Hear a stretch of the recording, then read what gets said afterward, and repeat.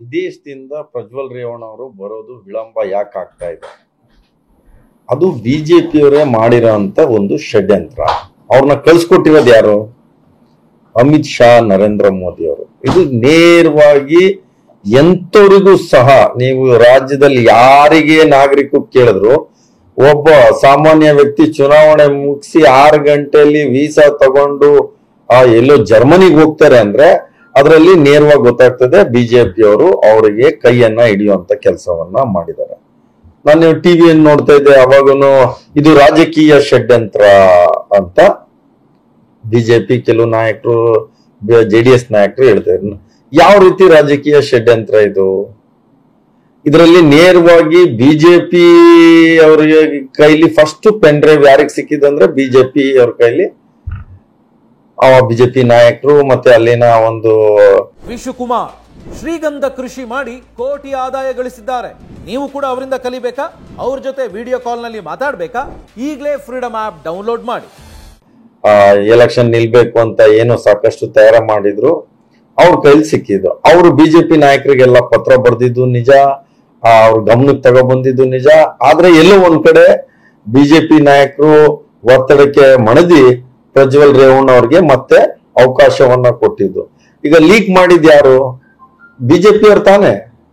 ಈ ವಿಚಾರ ಯಾರಿಗೂ ಗೊತ್ತಿತ್ತು? ಬಿಜೆಪಿ ನಾಯಕರಿಗೆ ತಾನೇ ಗೊತ್ತಿದ್ದು. ಎಲ್ಲಾರಿಗೂ ಕೇಂದ್ರದಿಂದ ಹಿಡಿದು ಎಲ್ಲಾರಿಗೂ ಗೊತ್ತಿದ್ ಯಾರಪ್ಪ ಅಂದ್ರೆ ಇವರಿಗೆ.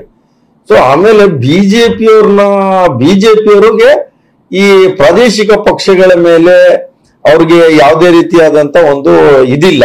ಅವ್ರನ್ನ ಎಷ್ಟು ಬೇಗ ಇಡೀ ದೇಶದಲ್ಲಿ ಪ್ರಾದೇಶಿಕ ಪಕ್ಷಗಳನ್ನ ಮುಗಿಸ್ಬೇಕು ಅಂತ ಅವ್ರದೊಂದಿದು. JDS ಪಾಪ ದೇವೇಗೌಡರು ಕಷ್ಟಪಟ್ಟು JDS ಪಕ್ಷವನ್ನ ಕಟ್ಟಿದ್ರು. ಬಿಜೆಪಿಯವರು ಅವ್ರನ್ನ ಸೇರಿಸ್ಕೊಂಡು ಬಿಜೆಪಿ ಅಲೈನ್ಸ್ ಮಾಡ್ಕೊಂಡು ಆ ಪಕ್ಷವನ್ನ ಮುಗಿಸಿದ್ರು.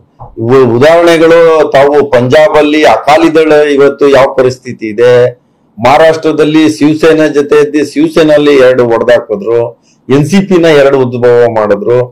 ಈ ತಮಿಳ್ನಾಡಲ್ಲಿ ADMK ಪರಿಸ್ಥಿತಿ ಏನಿದೆ, ಈಗ ಕರ್ನಾಟಕದಲ್ಲಿ JDS. ಇದೇನು ಹೊಸ್ತೇನಲ್ಲ.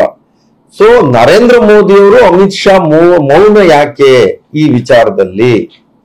ಇಷ್ಟೆಲ್ಲ ಆದ್ಮೇಲೆ ಯಾಕೆ ಮೌನ ವಹಿಸ್ತಾ ಇದ್ದಾರೆ? ಇದಕ್ಕೆ ನರೇಂದ್ರ ಮೋದಿ ರವರು ಈ ದೇಶದ ಇತಿಹಾಸದಲ್ಲೇ ಈ ರೀತಿಯಾದಂತ ಘಟನೆ ನಾವ್ಯಾರು ನೋಡ್ಲಿಕ್ಕೆ ಕೇಳಲಿಕ್ಕೆ ಸಾಧ್ಯ ಇಲ್ದಿರೋಂಥದ್ದು. ಆದ್ರೆ ಸ್ಟೇಜ್ ಮೇಲೆ ಬರ್ತಾರೆ ನರೇಂದ್ರ ಮೋದಿ ಅವರು. ಪ್ರಜ್ವಲ್ ರೇವಣ್ಣರವ್ರಿಗೆ ನೀವು ಏನಾರ ಓಟ್ ಹಾಕಿದ್ರೆ, ಬೆಂಬಲಿಸಿ ಓಟ್ ಹಾಕಿದ್ರೆ ನೀವು ನನ್ನನ್ನ ಒಂದು ಮಜಬೂತ್ ಮಾಡ್ದಂಗೆ ಅಂತ ನರೇಂದ್ರ ಮೋದಿ ಅವರು ಹೇಳಿಕೆಗಳನ್ನ ಕೊಡ್ತಾರೆ.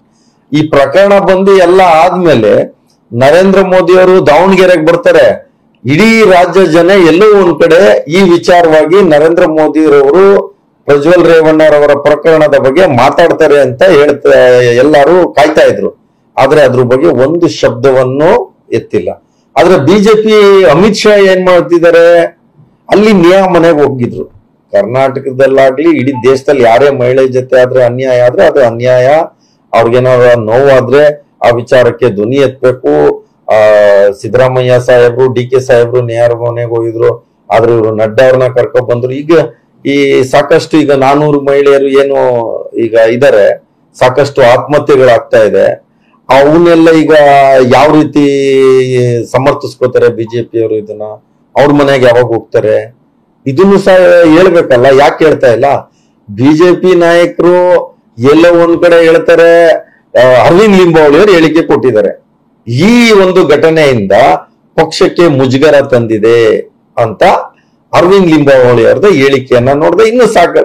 ಆದ್ರೆ ಸರಿಯಾಗಿ ಬಿಜೆಪಿ ರಾಜ್ಯ ಅಧ್ಯಕ್ಷರು ವಿಜೇಂದ್ರ ರವರ ಏನು ನಿಲುವು, ಅದ್ರ ಬಗ್ಗೆ ಮಾತಾಡ್ತಾ ಇಲ್ಲ. ಅಶೋಕ್ ರವರ ನಿಲುವೇನು, ಅದು ಸರಿಯಾಗಿ ಮಾತಾಡ್ಲಿಕ್ಕೆ ಇವರೆಲ್ಲ ರೆಡಿ ಇಲ್ಲ. ಎಲ್ಲೋ ಒಂದ್ ಕಡೆ ಇದು ನೇರವಾಗಿ ಬೆಳಗ್ಗೆ ನಾನು ಟಿವಿಯಲ್ಲೂ ಸಹ ನೋಡಿದೆ, ಕೆಲವು ಇದರಲ್ಲಿ ಬರ್ತಾ ಇದ್ದು ಬಿಜೆಪಿಯವರೇ ಎಲ್ಲೋ ಸಲಹೆ ಕೊಟ್ಟಿದ್ದಾರೆ, ಚುನಾವಣೆ ಮುಗಿಯೋವರೆಗೂ ಅವ್ರನ್ನ ಕರ್ಕೊಂಡ್ ಬರೋದು ಬೇಡ.